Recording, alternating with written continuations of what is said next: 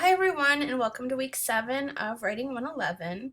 I'm about halfway through with grading all of your personal narratives and really enjoying them. I spend a lot of time with each essay, so hopefully I'll have them all back to you today, but definitely in the next few days. So you can look forward to my response, and I hope that you'll take my feedback really seriously. I spend a lot of time on it. Learning from feedback is how you grow as a writer. So I expect that you're going to pay careful attention, set aside some time to carefully read my comments, and make sure you understand them. They're not one-sided comments. This is a dialogue. You have opportunity to reply, to explain, to ask questions. So make sure you're taking advantage of those tools. This week we are in our rhetorical analysis module. So I have a couple of readings for you. One is a chapter on analysis and synthesis. When you understand analysis and synthesis, you are prepared for advanced academic writing. A lot of students struggle with rhetorical analysis. Read this chapter really carefully and make sure that you understand it and you're prepared to ask questions about it. The other two items in this week's media are short videos that you'll need to watch to understand the large group workshop for this week.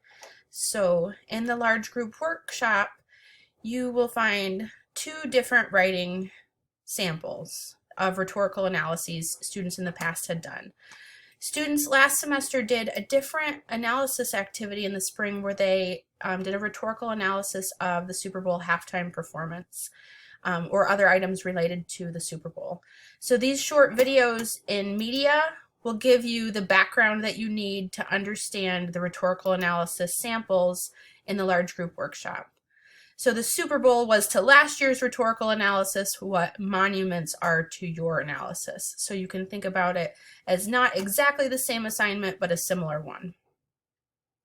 I hope you are all making progress thinking about what monument you want to analyze for your rhetorical analysis. And you have a short assignment due later in the week where you need to tell me the monument that you've chosen and write a half-page statement explaining why you chose it. And that will help get the ball rolling for your paper.